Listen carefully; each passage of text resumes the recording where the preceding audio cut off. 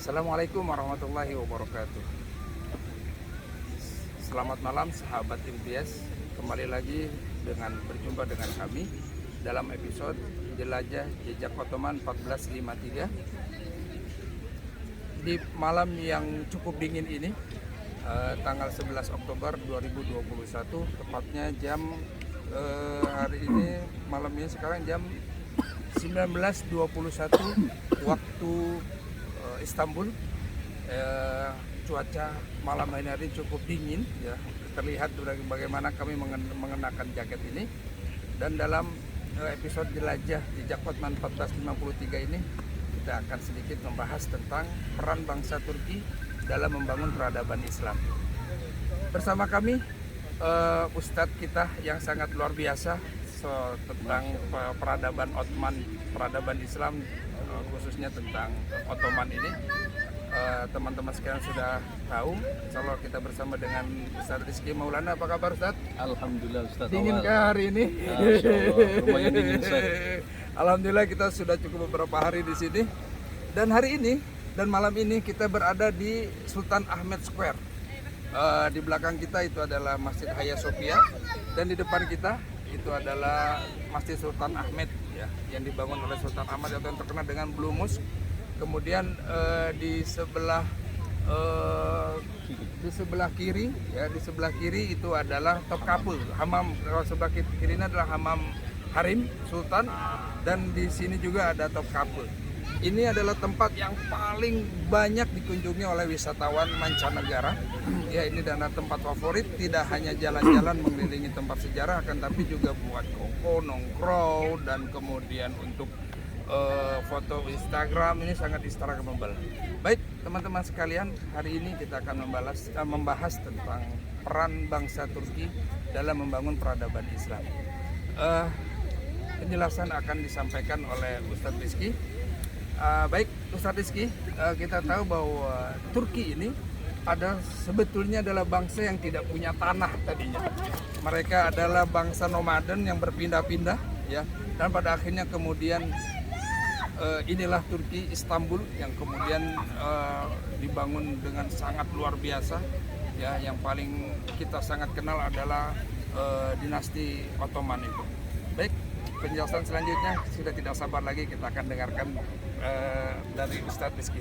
Fadhal Ustadz. Bismillahirrahmanirrahim. Assalamualaikum warahmatullahi wabarakatuh. Waalaikumsalam. Wassalatu wassalam ala rasulina wa habibina Muhammad sallallahu alaihi wasallam. Alhamdulillah sobat impias, pada hari ini, malam ini saya dengan Ustadz Awal, seperti yang dijelaskan oleh Ustadz Awal tadi, kita sedang ada di kota Istanbul, tepatnya di Sultan Ahmed Square, yang tempat yang mana menjadi pusat pemerintahan Turki Utsmani setelah penaklukan Konstantinopel. Jadi begini Ustadz, Bang, kalau kita bicara bangsa Turki, memang tidak lepas dari peradaban Islam. Bahkan sebelum berdirinya Turki Utsmani, atau yang biasa kita sebut sebagai dinasti Turki Ottoman, bangsa Turki sudah mengabdi pada Khilafah Abbasiyah ketika itu jauh, kalau kita hitung dengan tahun mungkin sudah 800 tahun lebih. Kira-kira di abad keberapa? Dinasti Seljuk berdiri pada abad sekitar abad 10 sampai 11. Di akhir abad 10 dan di awal abad 11.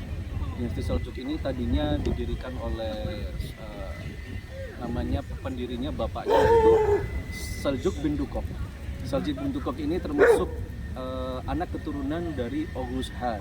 Oghuz Khan ini merupakan nenek moyangnya bangsa Turki, Ustaz. Ya. Dinasti Seljuk yang didirikan oleh Oghuz Khan, dinasti Seljuk didirikan oleh Seljuk bin Dukok ini akhirnya berbaiat dan mengabdi kepada Khilafah Abbasiyah yang pada saat itu memimpin khilafah atau memimpin umat Islam seluruh dunia setelah runtuhnya dinasti Abbasiyah. Setelah runtuhnya Khilafah Abbasiyah. Setelah Seljuk bin Dukok wafat, beliau digantikan oleh keponakannya yang bernama Turilbek. Lalu ketika Turilbek wafat, beliau digantikan oleh keponakannya yang bernama Sultan Alp Arslan. Sultan Alp Arslan adalah sultan terbesar sultan termasyhur karena jasa-jasa beliau ketika memimpin dinasti Seljuk, memimpin perbatasan-perbatasan wilayah Muslim ketika itu yang berbatasan langsung dengan Bizantium, hingga dapat melebarkan wilayah kekuasaan khilafah Islamiyah pada itu sampai ke Anatolia hingga ke Irak, Iran dan Isfahan. Jadi cukup luas ketika itu. Memang fakta sejarah memberitahukan kepada kita bahwasannya di akhir-akhir khilafah atau dinasti Abbasiyah ketika itu, para khilafah atau orang-orang Arab ketika itu yang menjabat sebagai khilafah dan pemimpin Islam ketika itu memang sudah mulai agak sedikit meredup, Ustaz. Mereka sudah enggan untuk berjihad, mereka sudah enggan untuk turun. Futuhat-futuhat itu lebih banyak di dinasti Umayyah ketimbang di peperangan, perlebaran, perluasan wilayah Islam itu lebih banyak di dinasti Umayyah ketimbang di dinasti Abbasiyah. Namun ketika dinasti Seljuk ini masuk dan membantu menjaga wilayah pertahanan Muslim, perluasan wilayah Muslim itu cukup signifikan, semakin meluas dan meluas berkat jasa dari dinasti Seljuk ini. Artinya dinasti Seljuk ini yang kemudian menemukan daerah-daerah di sekitar Turki ini. Betul. Jadi awalnya dinasti Seljuk ini berdirinya dinasti Seljuk Agung. Kerajaan atau kesultanan utamanya itu berada di Isfahan, di Iran sebenarnya. Tapi ada wilayah-wilayah yang memang tetap menjadi wilayah Seljuk, namun dipimpin oleh sultan-sultan yang lain. Jadi ada dinasti Seljuk Rum, terus abis itu ada yang di Irak, ada yang di Iran, ada yang di Persia. Itu terbagi. Nah, ketika itu wilayah Seljuk Rum dipimpin oleh Sultan Alauddin Kaykuban. Namun itu jauh sebelum Sultan Alp Arslan wafat. Jadi ketika Sultan Alp Arslan wafat, sebelum Sultan Alp Arslan wafat, beliau sempat melakukan perang yang cukup fenomenal. Karena kenapa saya bilang fenomenal di sini? Karena memang perang ini menjadi cikal bakal dari perang salib yang pertama, Ustaz. Oke, jadi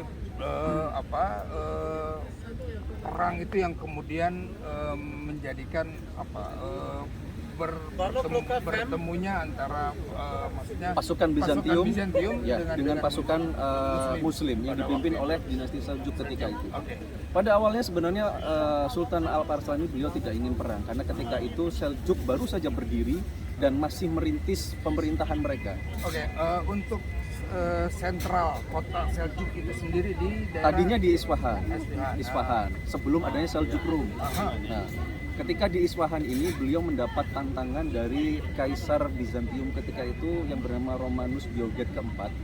Nah, karena Romanus Bioget keempat ini merasa orang-orang Seljuk ini sudah mulai nakal menurut mereka, karena sudah banyak mencaplok wilayah-wilayah Bizantium ketika itu. Mereka merasa was-was, takut wilayahnya semakin banyak yang diambil oleh Islam. Akhirnya tidak sabar dan marah mengerahkan pasukan kurang lebih sekitar 250.000 pasukan saat. Mereka berangkat dari Konstantinopel menuju daratan yang kita kenal saat ini dengan Malazgirt atau orang biasa menyebutnya Manzikert. Berarti Konstantinopel itu adalah ya sebetulnya tempat kita sekarang ini ya, dulu. Konstantinopel ini dulu wilayahnya orang-orang Romawi Bizantium. Betul. Sultan Alp Arslan ketika mendapat tantangan itu, beliau tadinya menolak, tidak ingin perang. Namun karena Romanus Bioget keempat ini sudah kadung terlanjur mengerahkan pasukannya, mau tidak mau, ketika Sultan Alp Arslan bilang sudah damai saja, dia tidak mau. Oke, akhirnya beliau berkonsultasi dengan ulama ketika itu, dan para ulama memberikan fatwa kepada beliau, kalau engkau ingin perang, maka mulailah perangmu di hari Jumat, karena di hari Jumat itu umat Muslim seluruh dunia akan mendoakanmu. Jadi beliau berperang sudah menggunakan baju putihnya, Ustaz. Baju putih itu sebagai ganti kafan ketika beliau meninggal. Beliau menyusun tentaranya yang tidak lebih dari 30.000 orang melawan 250.000 orang tadi. Beliau sebelum pergi berperang berorasi di depan pasukannya. Baik, Ustaz. Jadi teman-teman sekalian, jadi pertemuan pertama antara pasukan Seljuk yang waktu itu akan berperang di Manzikert dengan 30.000 melawan 250.000 pasukan dari Bizantium. Baik teman-teman sekalian, sebentar kita rehat sejenak ya, nanti kita akan sambung lagi. Oke, cut dulu. Baik. Bermula dari peran Mansikat yang itu akan menjadi cikal bakal perang salib yang pertama. Disitulah bertemu antara pasukan Romawi dengan pasukan Saljuk. Pada waktu itu pasukan Romawi berjumlah 250.000 melawan pasukan Muslim Saljuk 30.000 pasukan. Bagaimana kejadian perang itu, Ustaz? Kita penasaran ini. Ya Ustaz, kisah perang Sultan Alp Arslan di Manzikert ini cukup menarik menurut saya. Karena sebelum berperang beliau sudah memakai jubah putihnya tadi dan memakai armornya, pakaian perangnya. Beliau menaiki kudanya lalu berorasi di depan prajuritnya. Ya. Ketika itu beliau menyampaikan bahwasanya hari ini di depan kalian bukanlah sultan. Saya tidak menjanjikan kepada kalian kemenangan. Namun jika kalian ingin berjihad di jalan Allah dan ingin mati syahid, silakan ikut. Bagi kalian yang tidak mau, silakan mundur. Tidak ada paksaan untuk kalian. Orasi yang sangat luar biasa Iya. pada Nah, waktu itu. semangat itu berhasil mengangkat moral para pasukan ketika itu. Hingga semua pasukan tidak ada yang mundur sama sekali. Mereka ikut berjuang dan berjihad bersama Sultan Alp Arslan untuk menuju Manzikert. Masya Allah, ketika kejadian perang tersebut memang sangat tidak diprediksi. Karena 250.000 pasukan melawan 30.000 itu berhasil, pasukan yang kecil yang hanya 30.000 itu berhasil mengalahkan dan memukul mundur pasukan Romanus Bjorged yang berjumlah 250.000 tadi. Hingga akhirnya Romanus Bjorged ditawan oleh Sultan Alp Arslan, dan ketika itu Sultan Alp Arslan bertanya kepada Kaisar Romanus Bjorged, jika kamu menjadi aku, kira-kira apa yang engkau lakukan kepadaku? Lalu Kaisar Ini dialog kedua pemimpin ini. Iya. Iya. Lalu ketika Kaisar Romanus tadi ditanya, dia menjawab, tentunya ketika aku menang dan aku tawan, kamu akan kubunuh dan mayatmu akan aku giring ke keliling kota supaya engkau malu dan orang-orang Islam ikut malu, katanya begitu. Oke, kata Sultan Arslan, kalau begitu aku akan melakukan yang lebih hina dari itu. Apa artinya? Beliau tidak menghukum mati, beliau tidak menawan Kaisar Romanus Bjorged. Ya. Yang lebih ajaibnya, Sultan Alp Arslan bilang, hari ini kami bebaskan. Bahkan diberikan uang 3.000 dinar dan pasukan pengawal untuk mengantar Romanus Bjorged dari Manzikert menuju Konstantinopel, dikembalikan lagi ke Konstantinopel. Jadi tidak ditawan. Dan itu menurut tradisi perang ketika saat itu cukup sangat memalukan. Karena sudah kalah diantarkan lagi pulang. Nah, betul. Tapi naas bagi Kaisar Romanus Bjorged, justru orang-orang Konstantinopel waktu itu karena merasa malu tadi, justru dia dibunuh setelah itu. Karena dianggap memalukan. Sampai Konstantin atau di jalan? Ketika sampai Konstantinopel, dia malah dibunuh, malah dieksekusi oleh pejabat ketika dianggap memalukan Bizantium. Oke, baik. Itu sangat sebetulnya adalah balasan yang sangat luar biasa dari seorang kaisar raja yang sangat mulia, yaitu Alp Arslan, dan itu mungkin bisa dicontoh oleh pemimpin-pemimpin sekarang. Baik teman-teman sekalian, udara semakin dingin dan pastinya akan semakin menarik perbincangan kita di malam hari ini di bawah suhu kira-kira 14 derajat Celcius. Baik, sebentar kita akan kembali lagi. Kalahnya bangsa Romawi dalam perang Manzikert memberikan pukulan yang sangat telak kepada Kaisar Rum pada waktu itu dan orang-orang Romawi pada waktu itu, dan ternyata Kaisar Romawi pada waktu itu pun ketika sampai di Konstantinopel itu kemudian dibunuh oleh pejabatnya. Yang menarik sekarang, Ustaz, apa yang terjadi setelah peperangan Manzikert tersebut? Maaf saudara-saudara, itu ada sedikit intermezzo ya. Apa yang terjadi? Keadaan yang terjadi setelah perang Manzikert itu, apakah orang-orang Rum itu kemudian punya rasa balas dendam di atau sini seperti apa? jam 8. Bagaimana kejadiannya? Ya, jadi memang pukulan telak telah diterima oleh tentara Bizantium ketika itu, yang menurut Kaisar Romawi ketika itu memang sangat-sangat memalukan, hingga akhirnya 250.000 tentara. Betul.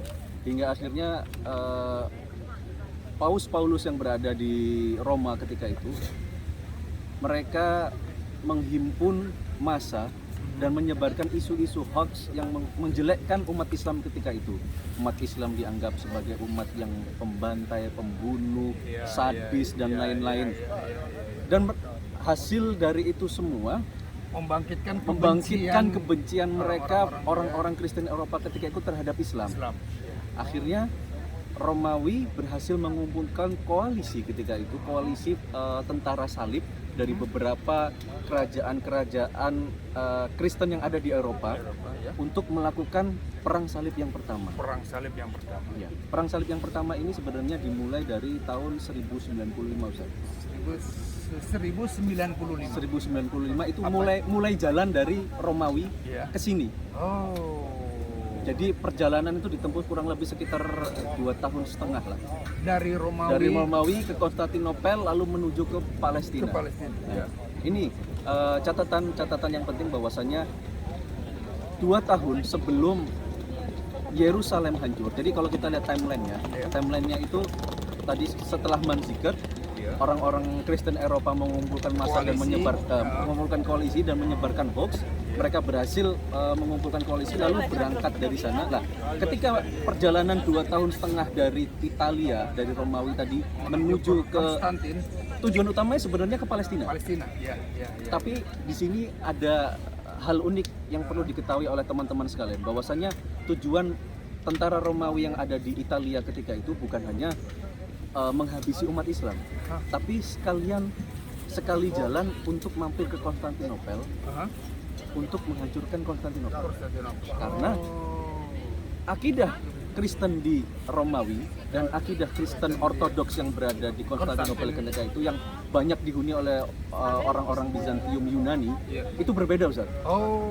Jadi ada apa istilahnya kompetisi persaingan akidah, pemahaman. Ya betul lah. Kalau di kita mungkin sejenis kayak apa ya?